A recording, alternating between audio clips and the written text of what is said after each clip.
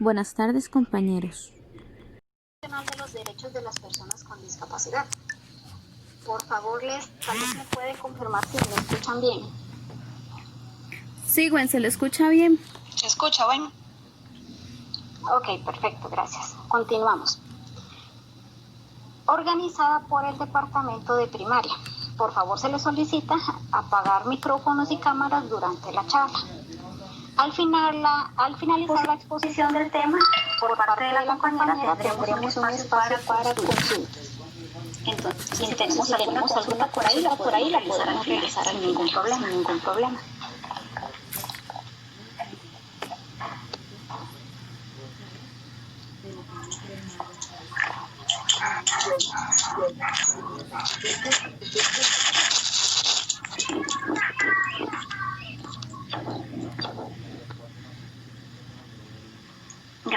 Gracias.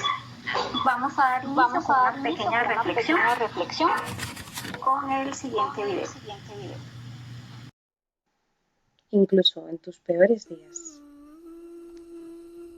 esos días en los que nada te acompaña.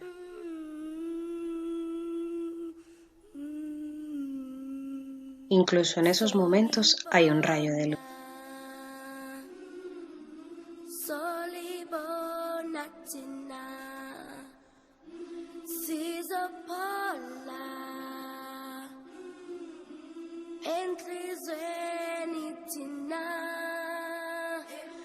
Cuando crees que todo está perdido, has de saber que siempre hay esperanza.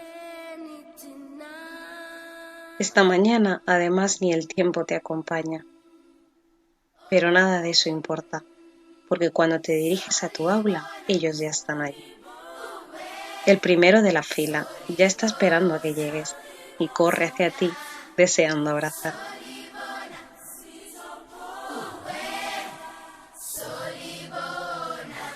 Parece increíble que puedas hacer feliz a alguien tan solo con tu presencia. Y esto es algo que se contagia.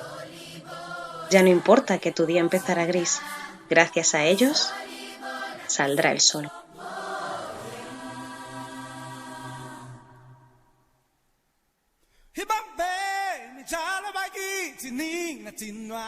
Uno tras uno, todos tan diferentes, todos tan especiales. Ven aquello que en días grises tú no ves.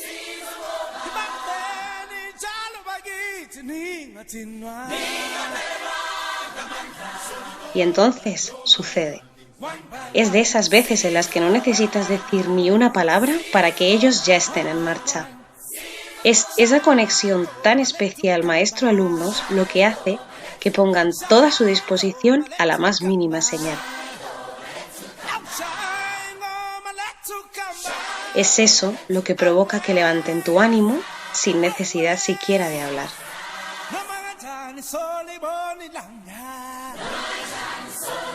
Poco a poco, esa alegría se va extendiendo.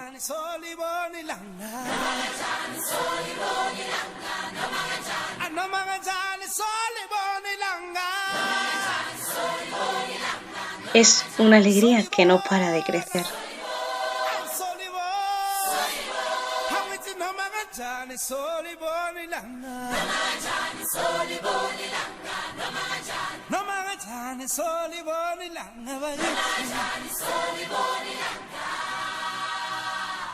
Y es entonces cuando incrementan sus ganas de volar. Y lo intentan una y otra vez.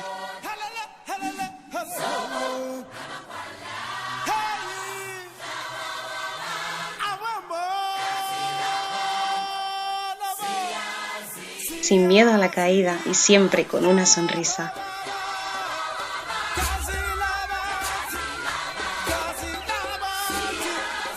Y es así como transforman tu tristeza en alegría y tu sombra en color.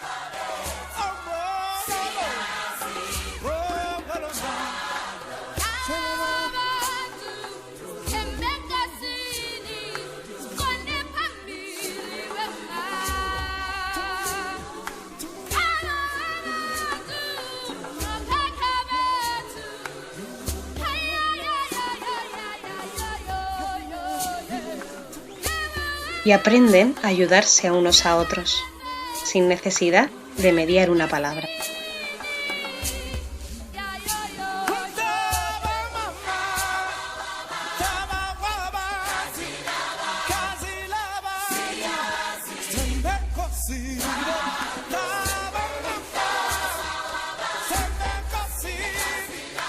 Y sus ojos son el fiel reflejo de la felicidad.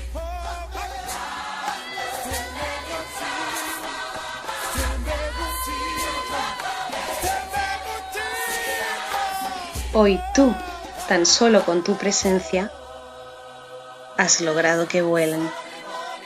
Por ello, lucha cada día con fe y con fuerza. Lidera con convicción y compromiso.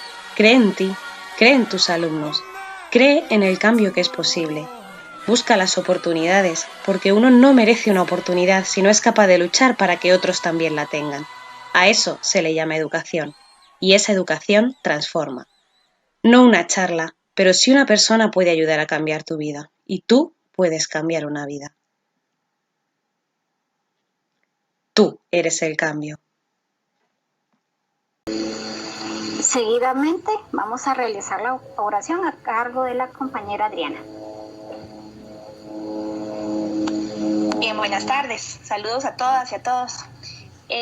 Yo siempre acostumbro a hacer una oracioncita que trato de enseñarles a mis estudiantes y a mis mamitas cuando tengo la oportunidad, y es la oración de Santa Teresa. Entonces voy a compartirlas también con ustedes en esta tarde. Y dice así: nada te turbe, nada te espante, todo se pasa, Dios no se muda, la paciencia todo lo alcanza, quien a Dios tiene, nada le falta, solo Dios basta. Que podamos aprovechar al máximo de esta tarde y de esta charla, en el nombre de Jesús. Amén. Muchas gracias. Muchas gracias, Adri.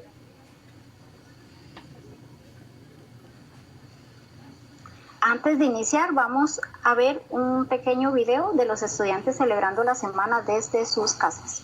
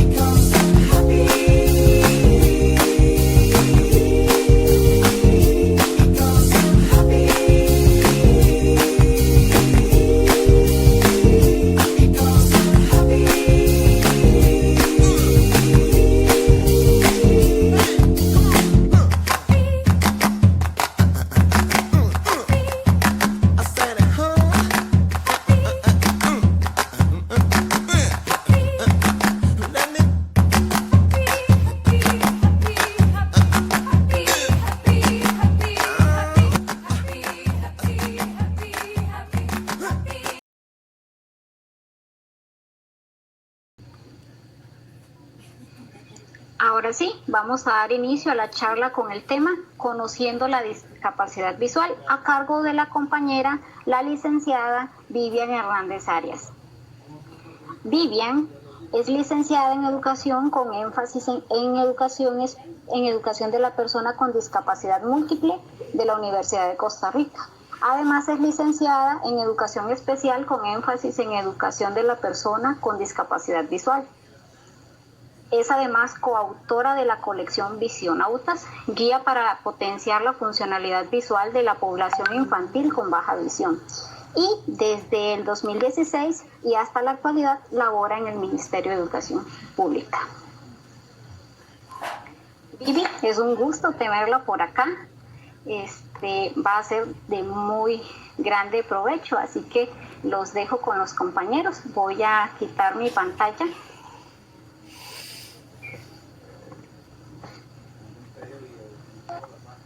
Ok. Bueno, voy a presentarme antes de comenzar la presentación. Muy buenas tardes, yo soy Vivian Hernández. Como dijo Wendy, yo trabajo hace 5 años en el Ministerio de Educación. Trabajo con chicos de baja visión de ceguera. Creo que se está un poquito cortado porque el internet está bien malo, pero vamos a intentar que funcione, ¿de acuerdo? Hoy les tengo una presentación con respecto a algunas de las más comunes patologías que se ven en baja visión y les voy a hablar un poquito acerca de las modificaciones ambientales, ¿de acuerdo? Vamos a ver.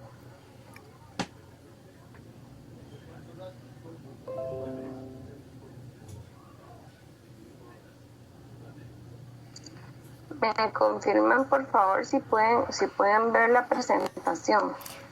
Sí, Vivi, sí se ve. Sí. Ok, de acuerdo. Muy bien, comencemos pues.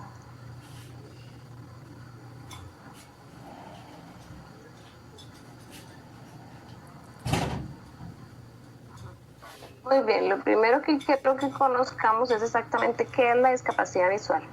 La discapacidad visual es una condición que hace que la capacidad visual de una persona disminuya. A pesar de que esa persona utilice anteojos, a pesar de que tenga un tratamiento quirúrgico, a pesar de cualquier tratamiento médico que se le dé, la persona ve mal. Cuando la persona ve, todavía se le llama una baja visión. Y vamos a hablar de ceguera solamente en los casos en los que la persona no tiene ninguna percepción, ni de luz, ni de color, ni de sombra, ni de absolutamente nada. Únicamente vamos a hablar de ceguera cuando no hay percepción visual. Cuando hablamos de baja visión, siempre, casi siempre, en la mayoría de los casos, hay anudada una patología. ¿Qué quiere decir eso? Que hay alguna enfermedad que me produce la disminución visual. Entonces, hoy les voy a hablar un poquito de las diferentes condiciones de baja visión. ¿Por qué? Porque en ceguera, pues ya sabemos que es exactamente eso, ¿verdad? Que no hay percepción de absolutamente ningún estímulo visual. Entonces, y lo que más encontramos dentro del sistema educativo siempre es la baja visión. ¿Cómo afectan las diferentes condiciones de baja visión el proceso de enseñanza y aprendizaje? Veamos. Como les digo, ¿verdad? Hay muchísimas otras condiciones, pero les voy a hablar exactamente de las más comunes. Empecemos con la cromatopsia. Bueno, la cromatopsia es la ausencia parcial o total de la percepción del color. ¿Qué significa? Que el estudiante puede ver en diferentes tonalidades, pero no distingue todos los colores. Aquí en esta patología vamos a encontrar también lo que son las... ¿cómo se llamaba esto? Bueno, es una alteración de color. ¿Qué quiere decir entonces? Que al ojo no está entrando la luz de una forma que los conos y los bastones, que son las células encargadas de ver el color, funcionan de manera adecuada. Por lo tanto, podemos encontrar que a esos estudiantes les molesta la iluminación intensa, son bastante lentos para trabajar, van a presentar disminución de la agudeza visual. ¿Qué es la agudeza visual? Eso es algo muy importante, porque cuando llegamos a la escuela y decimos es que presenta una disminución en la agudeza visual. La agudeza visual es la capacidad que tienen los seres humanos de ver las imágenes nítidas, o sea, de verle los detalles, de verle las cositas pequeñas, todo eso se llama agudeza visual. Cuando hay alteración en esto, entonces significa que se puede ver borroso, que se puede ver oscuro, que se puede ver, no se ve nítido, ¿de acuerdo? Ok. En esta patología, los campos visuales, o sea, la capacidad de ver en un ángulo de 180 grados, se mantiene. Posiblemente van a necesitar lentes de sol o filtros o alguna gorra o visera porque la luz es molesta, ¿verdad? Antes les comentaba que la iluminación intensa les molesta un poquito, entonces hay algunos que van a utilizar algunos lentes con filtros para mitigar esa entrada de la luz tan concha que se les hace ahí. Van a necesitar ser ubicados en un lugar cerquita de la pizarra, no precisamente va a ser al frente, es posible que algunos estudiantes prefieran un ladito, cerca del docente, pero que estén cerca de la pizarra para poder copiar mejor. Muy bien. Vamos a ver entonces ahora lo que es la afaquia. Esta es una alteración poco común, pero se ve, ok. Es una ausencia del cristalino o del lente intraocular. ¿Qué significa esto? Bueno, que entonces aquí ya no tenemos la posibilidad de acomodación o de refracción. ¿Qué significa eso? Que no existe un lente que se pueda medicar para esta persona. Por lo tanto, no vamos a poder corregir la visión o la agudeza visual de ninguna manera. Entonces, aquí vamos a presentar miopía severa. Siempre va a haber una miopía bastante severa. Eso significa que la capacidad de ver de largo va a estar limitada. Necesitarán ampliaciones de material impreso y de material escrito. Va a necesitar también material digital o audible. Audible significa que van a utilizar audios o material multimedia para poder trabajar. No va a ser posible para ellos copiar de la pizarra, puesto que ya les digo que como no hay la manera de tener corrección óptica, entonces obviamente cuando se copie de la pizarra se va a ver completamente borroso. Van a necesitar iluminación directa al material y casi siempre es mejor que se ponga esta iluminación desde atrás. Se va a requerir el uso de lupas o magnificadores electrónicos porque como hay agudeza visual comprometida, entonces va a necesitar ampliaciones. Se va a ver afectada la percepción de objetos y de la ubicación espacial. Para ver un momentito. Ok. Cuando hablamos de percepción de la profundidad también acá, eso quiere decir que, por ejemplo, un estudiante al bajar escaleras, al ver desniveles, le puede costar un poquito más.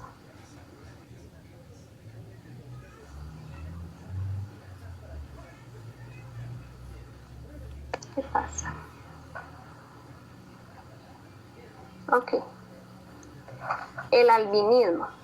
Bueno, esta es una patología bastante común.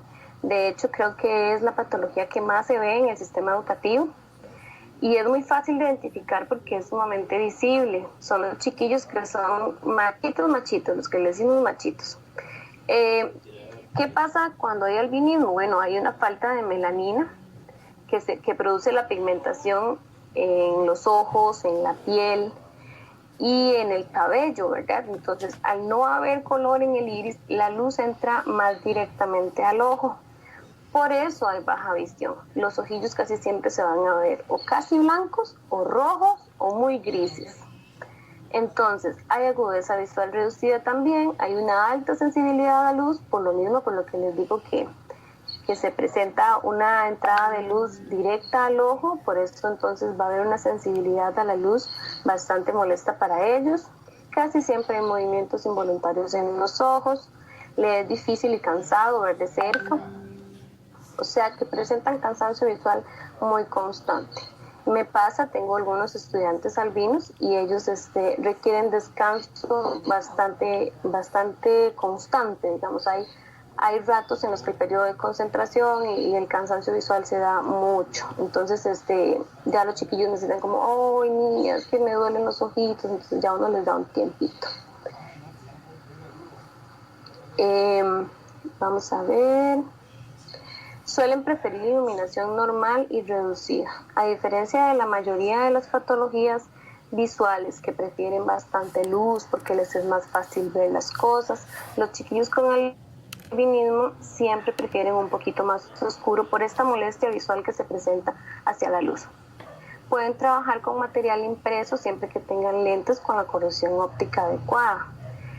Aquí igual, aunque tengan lentes, siempre va a haber una disminución de la agudeza visual porque claramente cuando hay baja visión, aún con lentes los chiquillos no ven bien.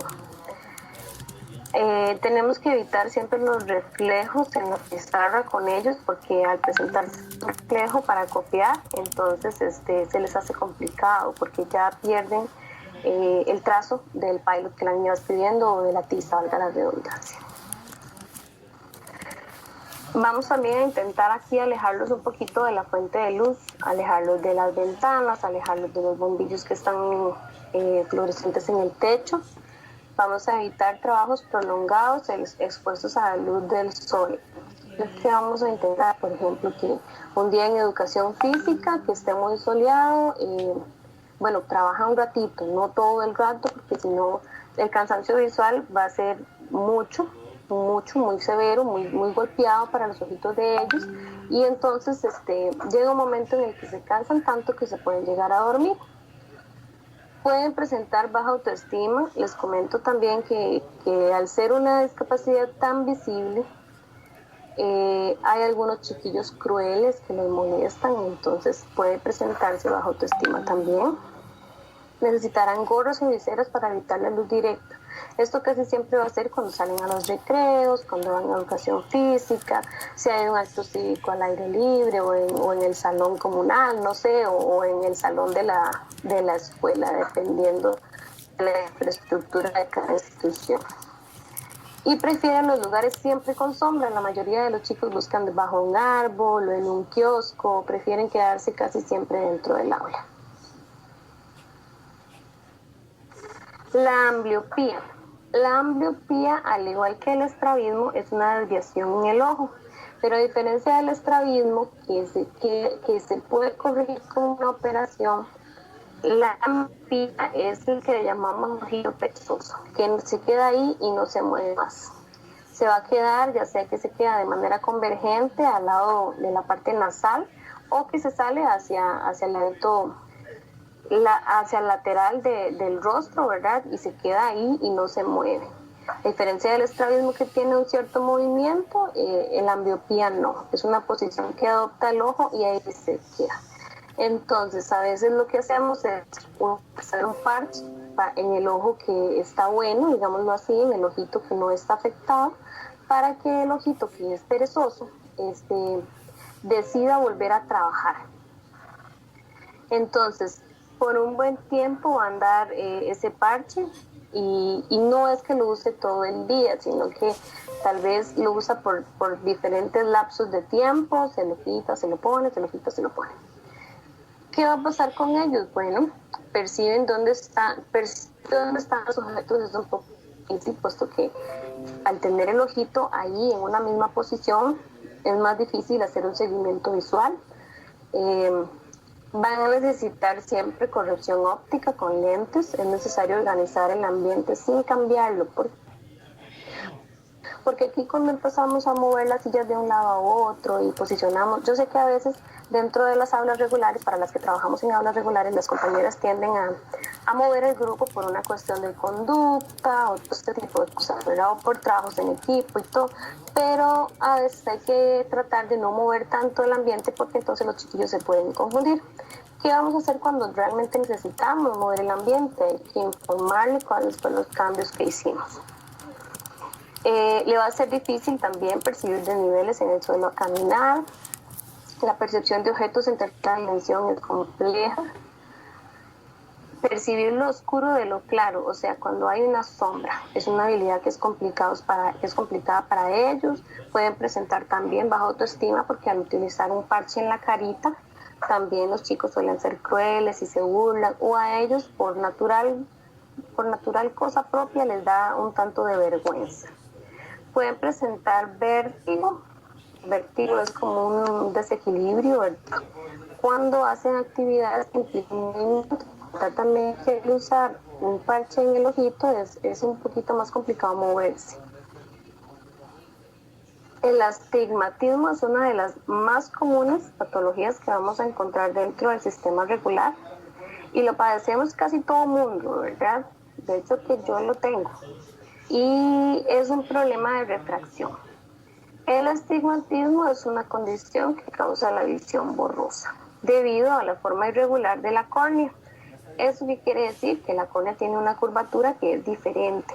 Entonces el eje del ojito, de la visión, de la luz, entra distinto al ojo, por lo tanto la visión se vuelve borrosa. Van a necesitar corrección óptica con lentes, todos, inclusive los que no tenemos baja visión, también necesitamos esa corrección óptica, que de hecho no la ando. La percepción de los objetos se ve distorsionada, van a necesitar una posición adecuada dentro del aula para poder ver más nítido las cosas y copiar de la pizarra.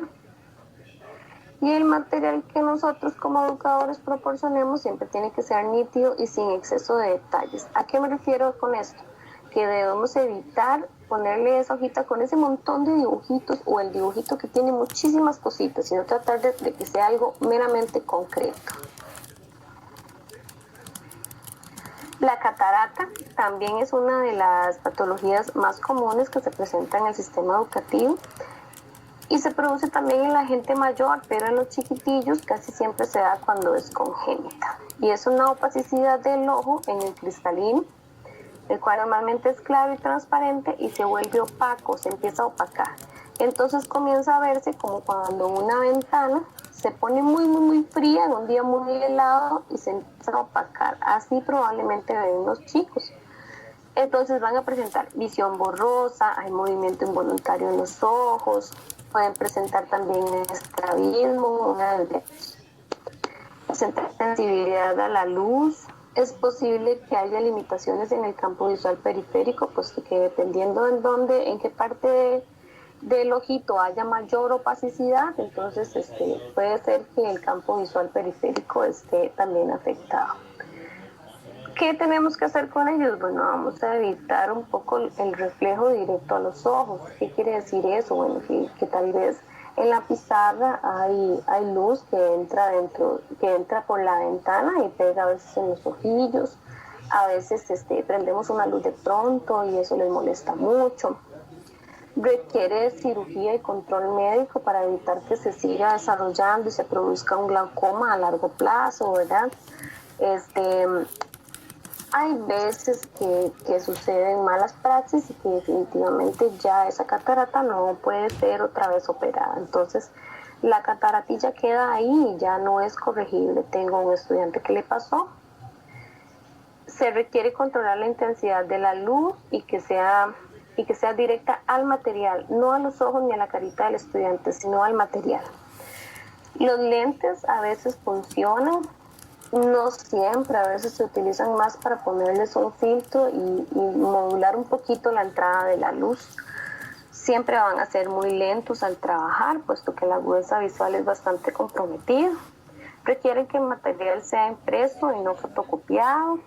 ¿Por qué? Porque al fotocopiar el material nosotros tendemos a quitarle nitidez. ¿Por qué? Porque cada vez que un material se fotocopia, pierde pedacitos del trazo que original. Entonces, ese pedacito al estudiante le puede hacer falta. Entonces, es preferible que se le imprima el material a que se le fotocopie. Pueden presentar caligrafía deficiente, pues que ya les digo, la agudeza visual es bastante comprometida, por lo tanto escribir también se les hace un poco difícil. Los colores los ven desvanecidos o amarillentos, hay algunos que los perciben de manera muy clara y algunos como dato extra también pueden necesitar braille, puesto que la agudeza visual ya tal vez no les da para trabajar en tinta. El desprendimiento de retina. Bueno, el desprendimiento de retina casi siempre es la causa de una ceguera total. Cuando la retina se desprende completamente del ojo, ¿verdad? Cuando toda la retina se cae del ojito, entonces sí tenemos una ceguera que no es corregible de ninguna manera. Pero cuando la retina se cae por pedacitos o se cae de manera parcial, se produce lo que es un desgarre de la retina, que se suelta de la coroides, y eso quiere decir que ya ahí tenemos una manchita en el ojo que se llaman escotomas. Y entonces ya ahí va a haber problemas porque ya hay algunas partes del campo visual que se ven comprometidas. Se da una visión de relampagueo en el ojo. ¿Me pueden informar si me escuchan? Sí, es que el Teams algo me dice. Sí, Vivi, Sí, ¿todo bien?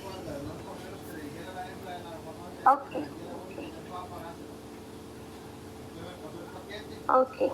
Se da la visión de relampagueo en el ojo. Eso es como cuando, por ejemplo, vemos las lucecillas de Navidad que hacen pin, pin, pin. Esas lucecillas se ven como chispitas a veces en el ojo.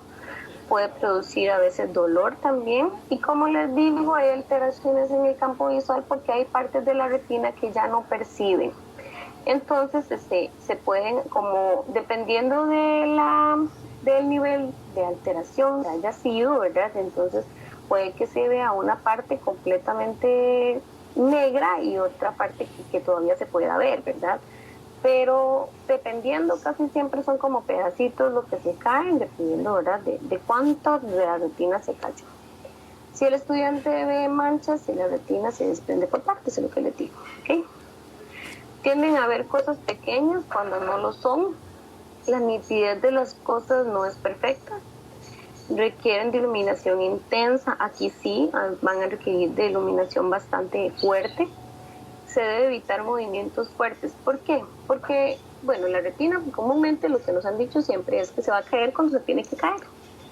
Y a veces, aunque brinque, salten y zapateen, se va a caer, ¿verdad? Aunque leamos en el bus, se va a caer, no importa. Aunque no leamos, también se va a caer.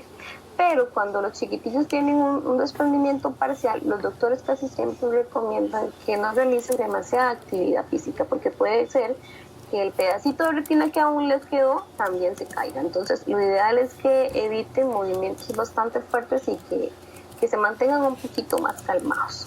A veces no pasa porque hay chiquitines muy inquietos. No siempre los lentes van a serles funcionales. Y la percepción de objetos de lejos casi siempre va a estar alterada. La deficiencia visual cortical. Esta creo que es un poquito más vista dentro de los centros de educación especial que en las aulas regulares o en la enseñanza general básica, ¿verdad? Esta deficiencia, el ojo está sano completamente, todas las estructuras del ojo van a estar completamente sanas, pero el cerebro, la parte el lóbulo cortical es el que no percibe lo que el ojito está viendo, no interpreta. ¿Qué quiere decir eso? Que aunque yo pueda ver, ¿verdad? Vemos al viejito ahí que está viendo un banano y dice, ay, no entiendo. No entiendo qué es esto porque mi cerebro no me está diciendo qué es lo que mi ojo está percibiendo. Puede ser siempre asociada a condiciones como la parálisis cerebral. Casi siempre se ve asociada a la parálisis cerebral. Depende del daño en el cerebro, así va a ser la deficiencia visual que se presente, ¿verdad? Van a requerir constantes descripciones, todo el tiempo, estar diciendo esto es un banano, es amarillo, usted come. Presentan fijación compulsiva hacia la luz, casi siempre les da por ver muchísimo la lucecita en el techo y les gusta mucho. Requerirá guía visual para trasladarse.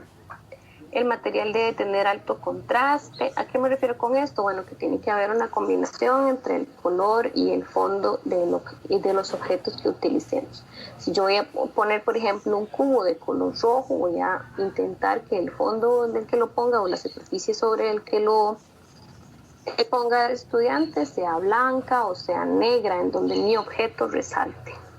Con cierres visuales, ¿qué quiere decir eso? Cuando yo presento una imagen voy a intentar entonces eso lo vamos a ver un poquito más adelante, pero vamos a intentar entonces que el dibujito se vea, el trazo del dibujo completamente cerrado. ¿Para qué? Para que no se pierda lo que yo quiero enseñarle, el estímulo visual. Presentan dificultades para discriminar, el uso de las manos para explorar deberá permitirse para que pueda comprobar. Pueden presentar dificultades para socializar con algunos compañeros y casi nunca prestan interés por hacer contacto visual con las demás personas, puesto que yo a veces lo que pienso es, bueno, si no entienden qué soy yo, pues cómo me van a querer ver, ¿verdad? Pero casi siempre hay que intentar que nos vean, que hagan ese contacto visual con nosotros. El glaucoma, bueno, esta es una patología bastante dolorosa. Es un defecto en el drenaje que lubrica el ojo, o sea, lo que hace que mi ojito se mantenga húmedo y produce un aumento de la presión dentro del ojo. Se eleva la tensión ocular. Eso quiere decir que mi ojito me va a estar doliendo siempre, como cuando Tal vez pueda sentir uno un dolor similar como cuando presenta una conjuntivitis, ¿verdad? Que me arde, que me duele. Produce dolor, enrojecimiento y congestión ocular.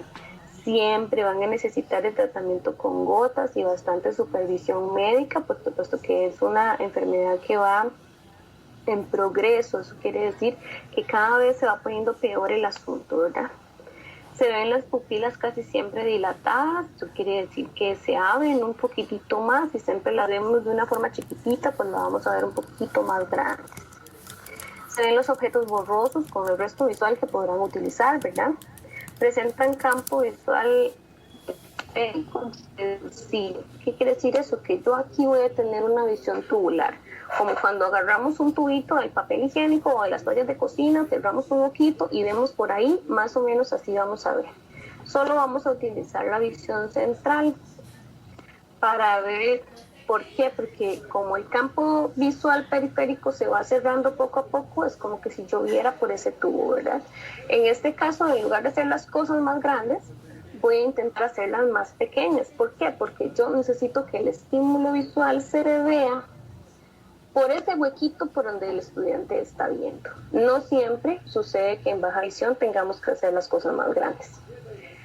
Presentan casi siempre una deficiencia para ver de noche. Cuando ya comienza la penumbra o empieza a verse oscuridad, aquí ya comienza a complicarse la capacidad de ver, de que su resto visual sea funcional. Se deben eliminar brillos o reflejos directos a los ojos. Serán lentos casi siempre en el trabajo cotidiano dentro del aula, dentro de los espacios de alimentación. Todo esto va a ser lento, pues porque su agudeza visual es bastante reducida, el campo visual también, entonces es un poquito complicado utilizar el remanente visual. Van a necesitar en la mayoría de los casos severos braille, que es un código, ¿verdad? Alternativo a la lectoescritura común. Les cuesta, igual que los demás chicos, utilizar fotocopias por lo mismo que les he explicado. Requiere iluminación artificial en algunos casos y se acercan mucho a los objetos, posiblemente los exploran con las manos para comprobar. ¿Por qué? Porque a veces es cansado ver por este huequillo que estoy viendo yo, ¿verdad? Entonces a veces prefieren los chicos agarrarlos con la manita y explorarlos mejor con las manos. Muy bien, continuemos. Bueno, la miopía, como les comentaba antes, cuando les hablaba un poquito sobre el astigmatismo, es la dificultad para ver de largo. ¿Qué pasa acá? Bueno, la imagen se forma delante de la retina. ¿Qué quiere decir eso? Entonces, que la imagen que se forma en mi ojo se va a formar adelante y no como debería formarse. Entonces, el ojito va a percibir las cosas de largo de forma borrosa. Puede ser que el arbolito que esté a 2 metros yo lo vea como una pintura, como la pintura de arte de Picasso, ¿verdad? Que son un montón de puntitos con el pincel. Puede ser así. Cuando la miopía es bastante severa, se va a ver muchísimo menos nítida. Entonces, es una patología común. La mayoría de las personas también que usan lentes tienen miopía. Y aquí va a haber una dificultad para ver tanto de largo como de cerca. Cuando la miopía es bastante pronunciada, ver de cerca también es difícil. ¿Qué vamos a necesitar acá? Bueno, material impreso que se le proporcione también tiene que ser nítido. Van a presentar dificultades para copiar de la pizarra, puesto que ver de largo es difícil. Requieren lentes casi siempre, como corrección óptica. La cirugía es una opción para los estudiantes que califican para una cirugía. Hay estudiantes que la miopía es tan severa que definitivamente una operación no podría corregirla. Algunos requerirán más tiempo para trabajar, puesto que se vuelven lentos. En ocasiones se acercarán a los objetos para confirmar lo que están viendo. Dependiendo de la gravedad de la miopía, van a necesitar también ampliaciones en el material impreso y en las imágenes que se muestren, ¿verdad? El nistagmus, este es un movimiento involuntario en el ojo, es una dificultad que tienen los chicos para mantener los ojos fijos en el mismo lugar y se ve casi siempre como un temblorcillo. Casi siempre yo les digo a todos que si quieren ustedes lo pueden hacer ahí también. hagan el ejercicio de mover la cabeza de un lado hacia otro de forma constante. En ese movimiento, ustedes van a poder percibir cómo el estudiante con nistagmus ve. ¿Por qué? Porque el ojillo no se queda quieto, eso lo ven ahí, y es cansado, es sumamente cansado. ¿Por qué? Porque como el ojo no se queda quieto, para el estudiante es difícil enfocar. Entonces es como que si usted estuviera mueve la cabeza queriendo leer. Es sumamente complicado, por lo tanto es cansado. Presentan dificultades para leer, suelen ser lentos, cuando leen, puesto que con este movimiento, ¿verdad? Que le dan el ojillo que se mueve, y es complicado leer, la verdad que sí. Entonces a veces o invierten las letras o las pierden y leen mal. Se debe evitar aquí un trabajo prolongado, puesto que la fatiga visual y el mareo, ¿verdad? va a darse constantemente por la misma situación. Se debe revisar copias de pizarra, ya que cuando ellos copian y están en el movimiento, ¿verdad? A veces copian mal. Algunos estudiantes aprenderán a realizar movimientos compensatorios. ¿A qué me refiero con esto? Bueno, que van a llevar la cabeza con el movimiento del ojo. Entonces, yo tenía una estudiante que hacía eso, para de hecho que sí, entonces su cabecita se iba moviendo conforme el ojo se movía. ¿Para qué? Para que entonces el ojo pueda enfocar. Bueno, la retinosis pigmentaria, esta es una de las patologías más dolorosas que podemos encontrar dentro del sistema educativo y de la vida cotidiana en general, porque es una enfermedad degenerativa. Entonces aquí hay bastante complicación a nivel emocional, a nivel de un duelo personal del estudiante, de la familia en general y de nosotros también, porque nosotros aprendemos a encariñarnos con el estudiante y vemos cómo poco a poco la visión se va perdiendo, ¿verdad? Es una enfermedad degenerativa de la retina que va haciendo que su campo visual se reduzca. A veces puede irse presentando con manchitas, como lo ven en la imagen, y se va cerrando poco a poco el campo visual, ya sea por partes o desde la parte periférica hacia el centro, y hasta que llega en algún momento, casi siempre es en la adolescencia, en donde la visión se pierde completamente. Entonces, mientras se va perdiendo, es una condición de baja visión, hasta que llegue a ser ceguera. Entonces, mientras sea baja visión, vamos a tener que utilizar buena iluminación del ambiente y directa al material de trabajo. Tienen dificultades para copiar de la pizarra, puesto que al tener escotomas o las manchitas en los ojos va a ser más difícil llevar como un ritmo de copiado, ¿verdad? Van a dependiendo de la pérdida de visión, va a ser imposible que se trabaje con material impreso, ¿verdad? Ya tal vez va a llegar a un punto en el que definitivamente los chicos no ven, no pueden percibir este material en tinta, por lo tanto tenemos que acudir al braille. ¿Cuándo vamos a decidir utilizar braille en un estudiante que va perdiendo progresivamente la visión? Bueno, cuando ustedes están utilizando una letra número 36 y ustedes ven que definitivamente no la leen.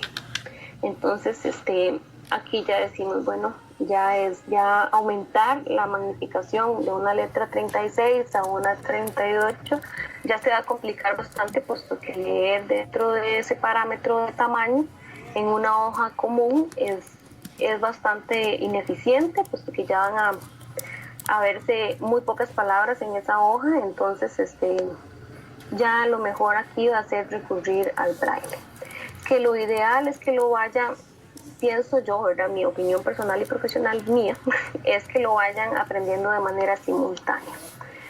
¿Por qué? Porque ya en el momento que los chicos definitivamente no tienen la percepción visual de absolutamente nada y de la lectoescritura en tinta, bueno, pueden empezar a acceder al braille de una manera fundamental, ¿verdad? Posiblemente van a presentar alteraciones en la percepción del color. Yo tenía un estudiante que veía de forma amarillenta, como cuando se ven las fotos viejas. Y entonces aquí puede ser que lo presenten así, o puede ser que en blanco y negro, o puede ser que del todo no pierdan la percepción del color. Cada persona que tiene retinosis pigmentaria lo presenta de una manera diferente, ¿verdad? requieren siempre de más tiempo para trabajar, por lo mismo que les decía, ¿verdad? De los escotomas que se van produciendo en los ojitos. Les es difícil percibir objetos que se encuentran sobre el piso. ¿Por qué? Porque ya ellos, no sé cómo les explico, objetos chiquititos que están en el piso se pierden. A veces hay pisos que tienen bastantes estampados o dibujitos, entonces si se me cae la maquinilla, imagínense encontrar la maquinilla en ese piso que tiene un montón de flores y rayitas y cositas, y va a estar complicado.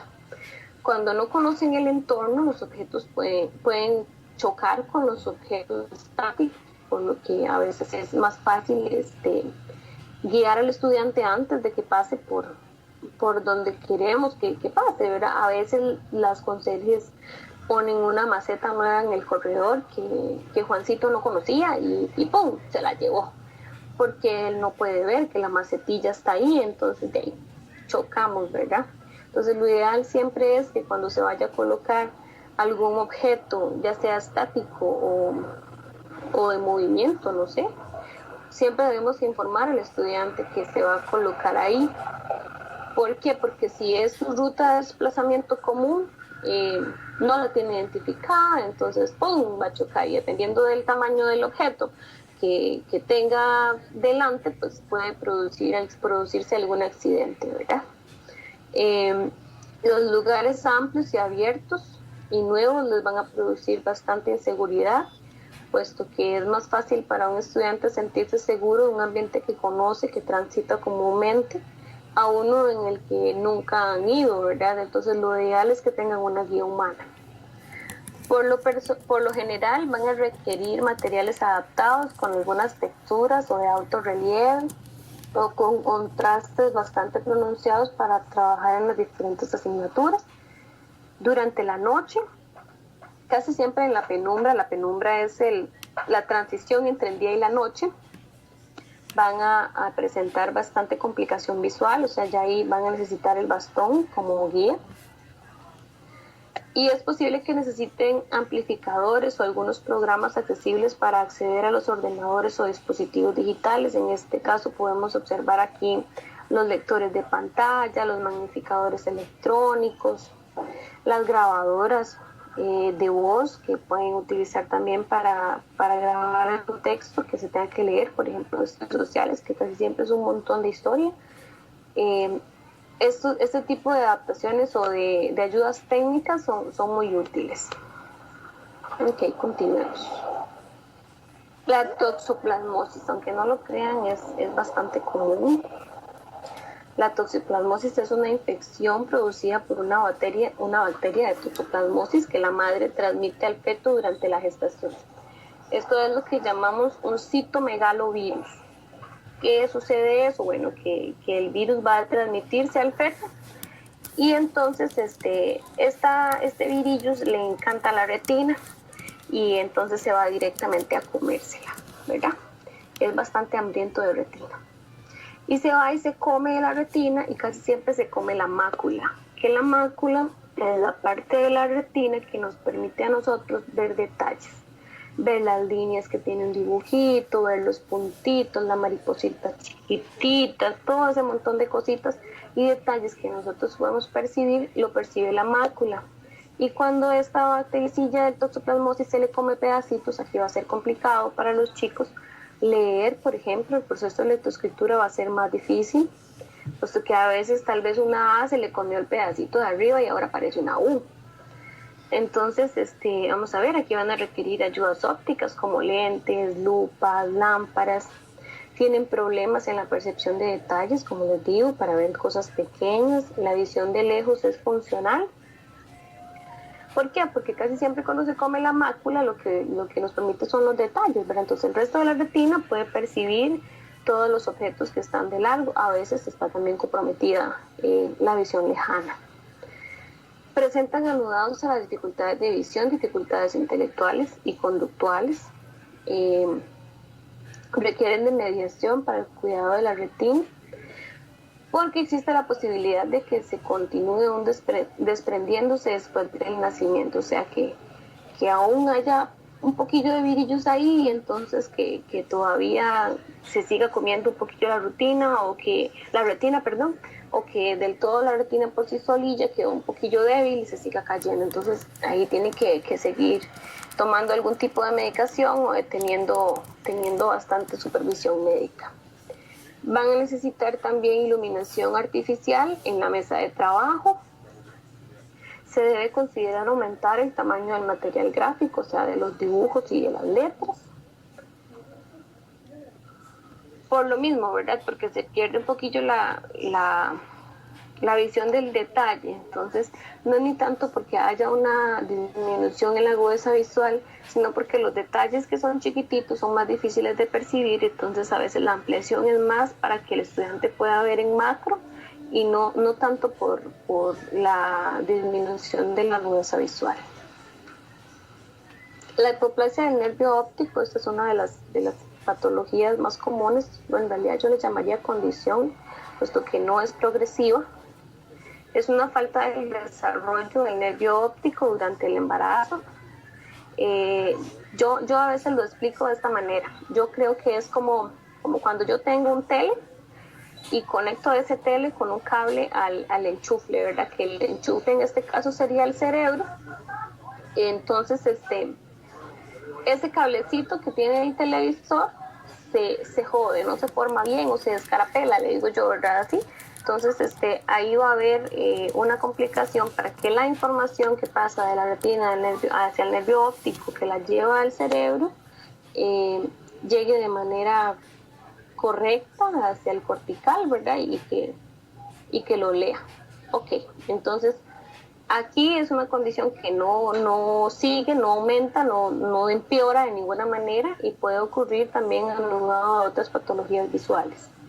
Las implicaciones educativas van a depender del daño que se produjo, ¿verdad? Yo tuve una estudiante que era de baja visión, tenía hipoplasia del nervio óptico, y tuve otro que es ciego también y también tiene la misma patología. Entonces, dependiendo de cuánto se desarrolló el nervio óptico, así va a ser el daño que haya en la percepción. Es posible que se presente una condición de baja visión hasta una de ceguera, como les digo. Cuando existe baja visión requiere de buena iluminación, ampliaciones de material gráfico, uso de alto contraste y aprendizaje de colores por asociación. A veces pueden perder la percepción de colores, no siempre. Presentan sensibilidad a la luz, quizá producir lo que es una fotofobia, o sea que la luz molesta. Presentan conjuntamente nistagmos, que es lo que les explicaba antes, ¿verdad? El movimiento loquillo en el ojo que hace que sea muy cansado. Si la pérdida de visión es grave, la percepción de profundidad hará que se dificulte en el desplazamiento, ¿verdad? Entonces puede que sean chiquitillos que se pueden caer en una escalera, que van en una rampa y no ven bien el desnivel y se pueden también caer. O que le tengan miedo a los otros, ellos la ven complicada, o que definitivamente no vean un desnivel entre pasto y acera y se caigan ahí. Bueno, diferentes tipos de percepción de profundidad ahí hacen que el desplazamiento se complique, ¿verdad? Cuando hay una pérdida grave de visión requiere el acceso a la lectoescritura por braille, ¿verdad? Ya aquí, como les digo, aunque exista una baja visión, si consideramos ya que la tinta no nos está funcionando, entonces podemos optar por el braille como una alternativa a la lectoescritura común. El uso del bastón también puede darse en algunos casos, ¿verdad? En los casos más graves de compromiso visual puede utilizar bastón para orientarse y movilizarse. Esta es la hipermetropía, pero creo que lo dejé en blanco, que lo dejé ahí y no se ve. Ok, se les dificulta observar objetos de cerca. Bueno, a diferencia de la miopía, ¿verdad? Que es la dificultad para ver objetos de largo, entonces aquí va a haber una dificultad para observar objetos de cerca. Posiblemente se afectará a los objetos al rostro, se benefician con ayudas no ópticas como el atril. El atril, bueno, son estos aparatitos que se utilizan, yo supongo que en el Centro de Educación Especial hay bastantes, que se utilizan para poner el material cerquita de los ojos, ¿verdad? Eso acerca el material al rostro y corrige un montón la postura, porque el chico, al no poder ver de cerca, tiende a inclinar la espalda. Por lo tanto, pueden producirse algunas malformaciones en la columna vertebral por estar haciendo ese movimiento inadecuado. Entonces, el atril puede corregir la postura y sentar al estudiante a un ángulo de 90 grados de su espalda, ¿verdad? Para que no haya ningún tipo de malformaciones en el futuro. El material impreso debe ser nítido también. En la mayoría de las condiciones con baja visión vamos a utilizar material nítido, ¿verdad? Y probablemente requiera ampliaciones también. Va a necesitar lentes, al igual que la miopía, como una corrección óptica. Muy bien, ahora vamos a hablar un poco de las modificaciones ambientales. Vamos a hablar un poquito de la posición de los objetos, de la iluminación, del tamaño, que dentro de todo lo que yo les venía diciendo, ¿verdad? Algunas cositas ya se las mencioné, pero bueno, vamos a ir hablando un poquito de esto, de la distancia y del contraste y el color, que son temas muy interesantes. Bueno, la posición de los objetos. Nosotros tendemos casi siempre, los educadores, como error nuestro, y a veces me incluyo porque a veces yo también lo hago, que es poner en la pared las cosas a la altura mía, como que si yo fuera la que ocupara verlo. No, aquí en este caso vamos a intentar que cuando tenemos un estudiante con discapacidad visual o con baja visión, vamos a intentar colocar los objetos a la altura del estudiante, que él pueda llegar y percibir que hay algo en la pared.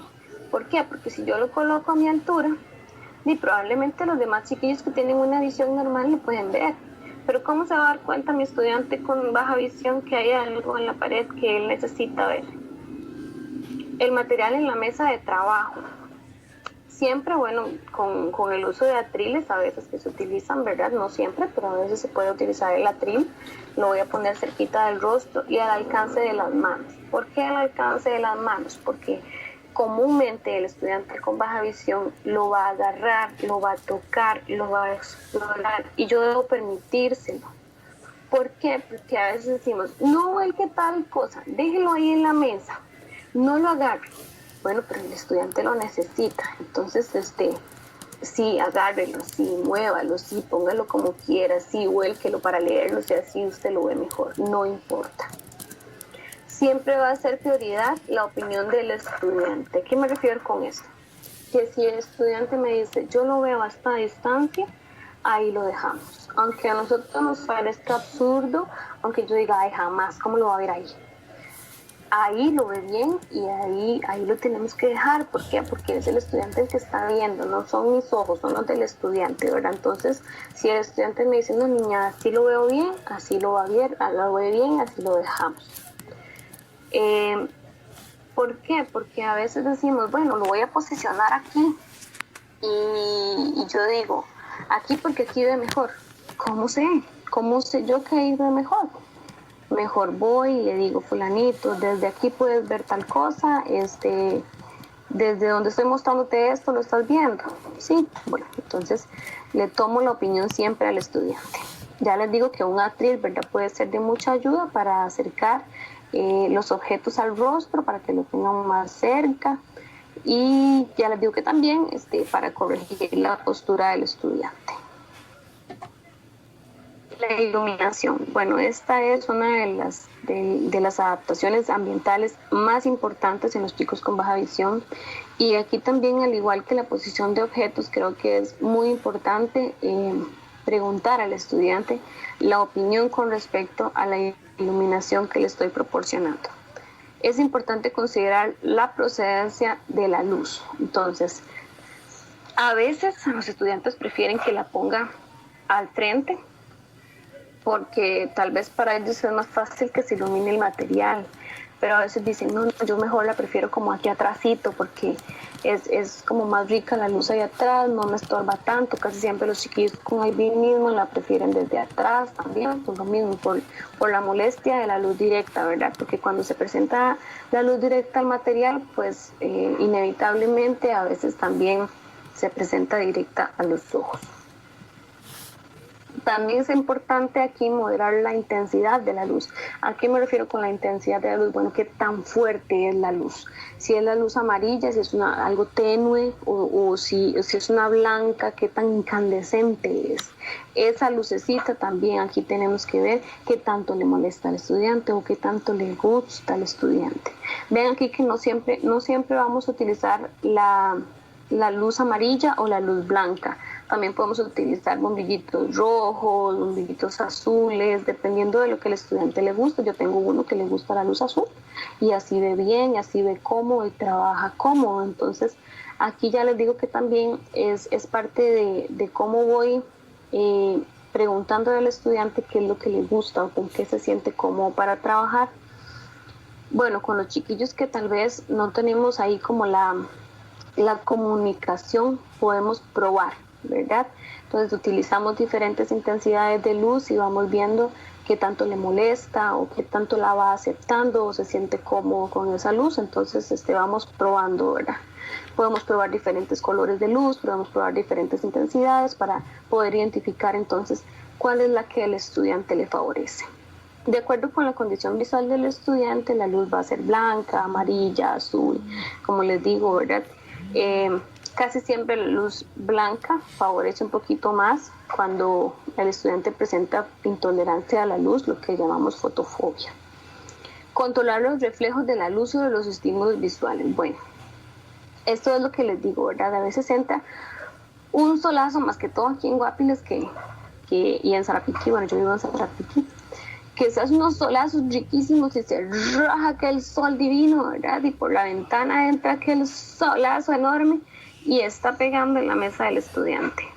Puede que al estudiante le moleste, puede que le favorezca, puede que por ejemplo, ya sea tal el solazo que definitivamente cuando uno tiene fotofobia ya es sumamente incómodo, ¿verdad? Entonces vamos a controlarlo. Casi siempre cuando sucede eso con las ventanas, utilizar unas cortinitas translúcidas sirve un montón. A veces, bueno, los chiquillos de enseñanza general básica, estos reflejos se van a ver en la pizarrita acrílica, ¿verdad? Como entra un reflejo de luz bastante fuerte en la pizarra acrílica, ¡fum!, se ve aquel reflejo divino. Entonces todo lo que el profesor dibujó, escribió y explicó, se le perdió.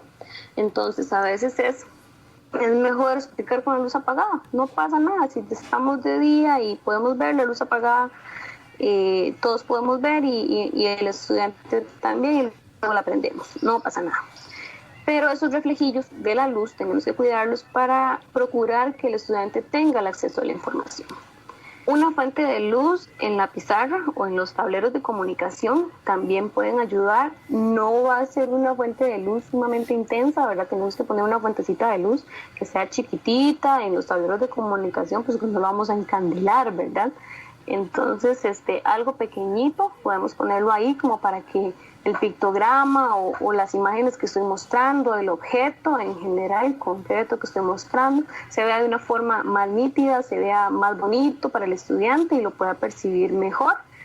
O en la pizarra, a veces la lucecita desde abajo o desde arriba mata esos reflejillos que vienen de la luz natural.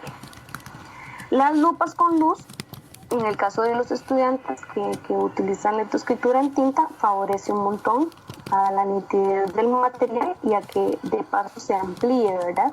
Se haga más grande.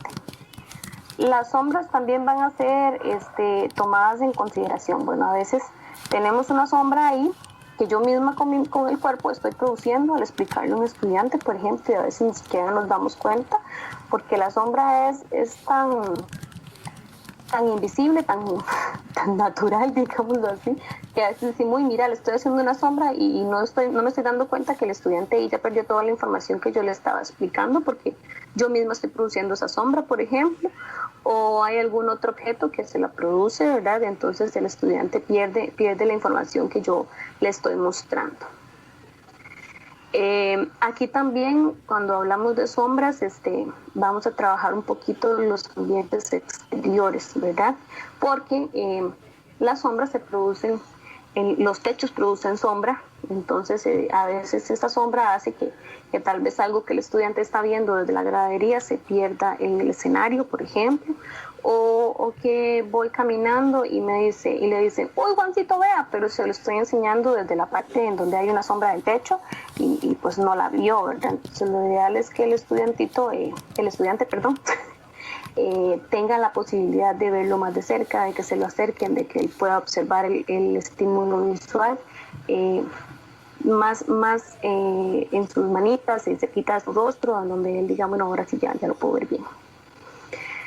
Es posible que la luz natural en ambientes exteriores, ¿verdad?, sea también molesta. A veces los chicos con intolerancia a la luz en un día muy soleado van a presentar molestia bastante severa. De hecho, hay chicos que pues no se mueven, definitivamente no caminan de donde están porque la intensidad de la luz es tanta que hace que no pueda ya el chiquitillo movilizarse definitivamente porque es muy molesto y no puede percibir absolutamente nada. Entonces aquí vamos a tratar siempre de controlar esa luz exterior, ¿verdad? ¿Cómo? Bueno, hay estudiantes que utilizan lentes oscuros y les sirve mucho. Hay otros que ya por receta médica tienen filtros. Y hay otros que con solo ponerle una gorrita, una visera, un sombrero de ala ancha, o tal vez si tienen una silla de ruedas, se le pone arriba como un toldito pequeñito de algún tipo de tela y ya con eso lo tenemos solucionado. Ok. El tamaño. Esto va a ser muy importante, ¿verdad? Porque casi siempre, no en todos los casos, pero casi siempre, hacer los objetos más grandes o las imágenes más grandes, las letras más grandes nos sirve un montón. A eso le llamamos una ampliación. No siempre implica agrandar, ¿verdad? Como les explicaba antes con el glaucoma, más bien en lugar de hacer el estímulo visual más grande, yo lo voy a intentar hacer más pequeño para que en ese espacio que tiene el estudiante para ver, en ese espacio que tiene el estudiante de remanente visual, él pueda observar lo que yo le estoy enseñando, o sea, más chiquitito para que lo pueda leer, para que su remanente visual sea funcional. Cuando se amplían los textos, siempre hay que tomar en cuenta el cuerpo de la letra que voy a utilizar, el tamaño de la letra que voy a utilizar y el tipo de la letra que voy a utilizar. ¿Cómo yo averiguo esto? Bueno, lo voy probando con el estudiante. ¿Con este puedes ver mejor? No. Bueno, utilizamos este otro, con este sí. Bueno, sí, ok, ahora vamos a ver con qué tamaño puedes ver mejor. Y empiezas a utilizar prueba y error, para ver qué tamaño es el que el estudiante va a utilizar. A veces, conforme pasa el tiempo, tenemos que ir aumentando o dependiendo de qué tanto el estudiante va mejorando, a veces lo reducimos. Habrá estudiantes que necesiten ayudas técnicas para aumentar el tamaño de la letra. O que, no sé, por ejemplo, no requieren tanto de la ampliación, pero se la juegan un montón con una lupa, con un magnificador, con la tablet que tiene el programilla de aumentar en zoom la cámara y ya se la juegan, que a veces para copiar de la pizarra utilizan monóculos o binóculos y entonces ya estas ayudas ópticas hacen que tal vez el estudiante no requiera de toda la adaptación del material, sino que tal vez ya dice, bueno, con esta ayuda técnica ya mitigo un montón el problemilla que tengo yo ahí para ver cositas pequeñas, ¿verdad? Aquí es muy importante saber que el tamaño siempre va a ir ligado a la distancia. ¿Qué quiere decir eso? Que entre más lejos está el objeto de la persona que lo percibe, más pequeño va a ser, ¿verdad? Entonces, entre yo más aleje el objeto, más chiquito se va haciendo. Entonces, de acuerdo a qué distancia está viendo el estudiante, así va a ser el tamaño del objeto. Muy bien, creo que... Vamos a hablar entonces ahora de contraste y color, que esta es muy importante y en los centros de educación especial es sumamente valiosa esta información. El contraste y color, aquí lo que vamos a procurar es que el estudiante tenga un contraste, o sea, que haya un equilibrio entre el color. Entonces, existirán estudiantes que no perciban colores, entonces yo lo que voy a hacer es enseñarle el color por asociación. ¿A qué me refiero con eso? Bueno, El zacate es verde, entonces el color del zacate va a ser siempre el verde. La sangre es roja, entonces el color de la sangre es el rojo. Entonces ya tal vez el estudiante no va a utilizar el rojo como tal, sino que va a decir como, niña, el color de la sangre, bueno, ese es el que necesito, bueno, ahí está bien, no importa. Lo vamos a ir aprendiendo por asociación.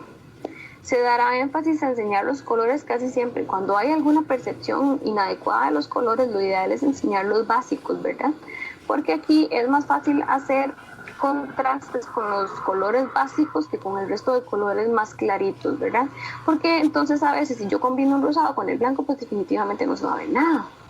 A diferencia que si combino un blanco con el verde, o con el rojo, o con el café, o con el negro. Entonces, yo lo que voy a hacer acá es hacer que mi estímulo, lo que yo quiero enseñar, sea de un color diferente al fondo en donde lo enseño. Entonces, por ejemplo, si yo utilizo una superficie plana para enseñar cubos, voy a procurar que los cubos que yo esté enseñando sean de un color, no sé, amarillo, por ejemplo, ¿verdad? Entonces, el fondo en donde yo lo voy a utilizar, voy a poner un fondo negro, puedo poner un fondo verde, puedo poner un fondo café, en donde yo sé que mi amarillo de los cubos se resalta. Los materiales de clase, casi siempre es recomendable utilizar colores fuertes. Los fosforescentes a los chiquillos les encanta porque son sumamente visibles y porque no se le pierde el lápiz cuando se cae del piso, porque es algo que se ve a leguas, ¿verdad? Entonces el chunchillo ahí todo incandescente se ve mejor cuando, por ejemplo, se cae, o se ve mejor cuando lo pongo en la mesa, entre el montón de cositas que tengo dentro de la cartuchera. A veces es más fácil encontrarlo. Entonces, casi siempre lo que se recomienda al padre de familia es que tenga el cepillo de dientes, ese tipo de cosas con colores bastante fuertes que pueda el estudiante identificar de manera más fácil. Los contrastes en el fondo y el estímulo visual es lo que les explicaba, ¿verdad? Casi siempre procurar que si yo utilizo un objeto claro, utilizar un fondo oscuro, y en su defecto, ¿verdad? Si utilizo un fondo claro, utilizar un objeto oscuro. El brillo y la opacidad, bueno, es aquí más o menos lo que les comentaba antes sobre la sombra y los brillos, tiene que ver con la iluminación, ¿verdad? Pero a veces hay brillo, pero en los objetos, y hay opacidad en los objetos. Entonces, a veces presentamos una bolita de Navidad que tiene un montón de escarcha y que se ve divina con aquel color plateado hermoso, y toda la cosa ahí es divina, la bolita, y tiene el nombre del estudiante, y qué cosa más re linda, pero no vio nada, porque ese reflejo que produce la luz en la bolita brillante hace que el estudiante no pudiera percibir el color, no vea de qué forma es la bolita, no se dé cuenta si tiene algo para agarrarla o no. Entonces, estos brillitos vamos a tratar de controlarlos un poquillo. La opacidad, digamos, en su defecto o por lo contrario, ¿verdad? Es cuando un objeto es demasiado oscuro y los detalles, o el objeto o la imagen en general es demasiado oscura y los detalles se le van perdiendo ahí. Entonces, por ejemplo, yo tengo un gato negro que tiene las facciones negras, que tiene los bigotes más negros, pero entonces llegué todo el gato es negro y no se vio nada. Cuando cuando hacemos todos los dibujos o cuando planificamos mostrar imágenes, cuando mostrar pictogramas, por ejemplo, ese tipo de cosas, vamos a intentar que tenga un cierre visual. ¿A qué me refiero con un cierre visual? Que el trazo que hay alrededor del dibujo pueda el estudiante percibir qué forma tiene. Entonces, si por ejemplo, yo estoy queriendo mostrar la persona, yo requiero que esa persona tenga un cierre visual, o sea, que tenga un borde continuo y liso, un poquito más grueso que el resto de los detalles. ¿Para qué? Para que el estudiante pueda definir la forma que le estoy enseñando. Si yo quiero enseñarle el servicio, por ejemplo, en un dibujo, entonces ese dibujito tiene que tener todos los trazos bastante gruesitos. No importa que al final tenga sombritas adentro y toda la cosa, porque probablemente el estudiante no lo va a definir tan bien como lo defina si tiene un cierre visual que le permita decir, bueno, sí, es la imagen de un servicio sanitario. Ahí en ese dibujito ustedes pueden ver eso, ¿verdad? Otra de las cosas que es importante es evitar la aglomeración de detalles, la aglomeración de estímulos visuales en una misma imagen. Entonces, si yo, por ejemplo, lo que quiero que vea el estudiante es la imagen de la flor, yo voy a procurar que en la imagen que yo le estoy mostrando solamente esté la flor.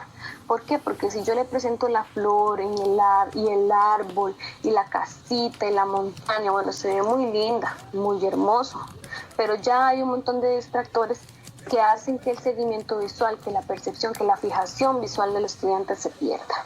Entonces, hacer que el dibujito sea más sencillo, a veces menos es más, ¿verdad? Entonces, si yo hago que la cosita esa sea más sencillita, como un cierre visual bonito, que tenga ahí solamente lo que yo necesito que vea, va a ser tal vez un aprendizaje más significativo a todo el montón de detalles que se ven hermosos, pero que hacen que el estudiante pierda la fijación.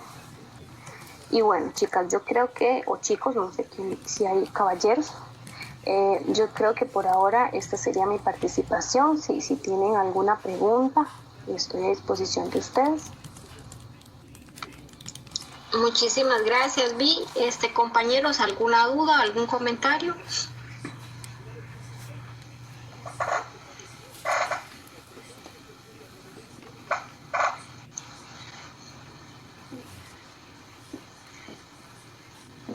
No. Yo voy a Sí, hacer una consulta. Vi, entonces estabas diciendo que los chicos que tienen ceguera cortical sí pueden ver, pero no pueden procesar los estímulos. Pero entonces sí es recomendable que les trabajemos estímulos visuales. Porque a veces, ¿verdad? Uno ha escuchado, ¿no? ¿Para qué se le van a dar estímulos visuales si no ve? O si no los va a procesar. Bueno, a veces existe, ¿verdad?, lo que es la plasticidad cerebral. Bueno, creo que todos somos de educación especial y conocemos un poquito de ese tema, ¿verdad? Entonces, sí es importante que se trabaje el estímulo visual, el pictograma, que el ola y todo el asunto, aunque a veces creamos que el estudiante no está percibiendo nada, probablemente sí pueda procesar algo de información y tal vez lo estemos privando de esa información tan valiosa, ¿verdad? Entonces, sí es recomendable. Perfecto, gracias. Gracias, Les. Tenemos la consulta de Jorle, la mamá de Meredith. Entonces, ¿cuál es su consulta? Hola, ¿me escuchan? Sí, la escuchamos. Sí, mamita, la escucho. Sí, mi consulta es porque yo tengo una niña, mi hija tiene parálisis cerebral severa y ella tiene una ceguera cortical, que nosotros lo hemos trabajado precisamente con este tipo de estímulos que usted decía, con diferentes contrastes de colores, oscuro, claro, para que ella pueda ayudarse a diferenciar un poquito las distancias, que es lo que se sabe que les cuesta a ellos. Ellos solo lo ven como una foto, es lo que nos han dicho a nosotros, no ven profundidad. Y usamos también luces para ayudar a la estimulación. Y la pregunta, yo quería ver si usted tal vez me puede orientar, porque yo necesito certificar que mi hija tiene una ceguera cortical, pero no sabemos a quién recurrir o quién es la persona indicada para hacer esa certificación, porque ella fue vista en el hospital y la vio la oftalmóloga y le dio de alta porque ella no tiene ceguera, ella lo que tiene es un daño en el nervio cortical que no le permite saber usar sus ojos, pero ella ve. Entonces, no sé si usted sabe dónde podría yo buscar eso. Bueno, yo pienso que aquí lo ideal es que usted consulte con un neurocirujano, neuropedagogo, no sé, digamos, alguien que sea especializado directamente en la parte neurológica, que pueda explicar médicamente que su hija no puede percibir, que tiene sus ojos sanos, pero que su cerebro no interpreta. Sí, muchísimas gracias. Casi siempre nos mandaban era oftalmología, pero ellos no ven eso, ellos ven otras cosas. Muchas gracias. Sí, porque el oftalmólogo lo que va a ver exactamente es toda la estructura meramente del ojo y del nervio óptico, ¿verdad? Que es como que la estructurita que va directamente hacia los ojos y no precisamente el procesamiento meramente cerebral o neurológico, ¿verdad? Entonces, lo ideal tal vez es que consultes a alguien que sea especializado en la parte neurológica. Y bueno, y con respecto a cómo nosotros la hemos tratado a ella, ¿usted cree o considera que ha sido una manera buena? Con nosotros lo que hacemos es ponerle luces, la ponemos digamos, si ya tenemos una tabletcita, entonces la ponemos a ver videitos en la tablet y cositas así, de alguna forma le estamos ayudando a ella a estimular. Es probable que sí, yo no conozco a la estudiante, ¿verdad? No sabría decirle si está bien y si está mal, pues que tal vez no sé qué tanto pueda percibir, pero todo estímulo que se le ponga y que se le explique, que se le describa, a la larga su cerebrito interpreta algo. Ok. Bueno, muchas gracias. Con mucho gusto. ¿Alguien más? ¿Alguien más, compañeros?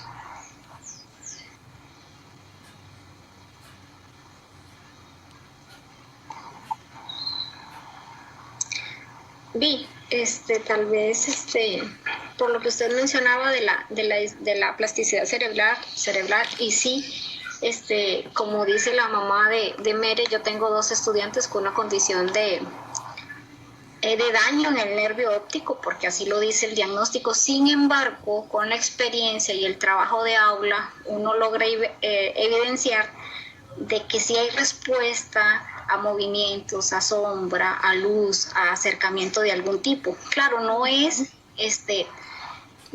una percepción visual tan clara, pero sí es una percepción visual en algún nivel, ¿verdad? En algún grado. Entonces sí influye mucho lo de la plasticidad cerebral en este proceso, ¿verdad? Porque aunque haya un diagnóstico que diga que no ve, pues la experiencia y el trabajo con ellos nos dice otra cosa.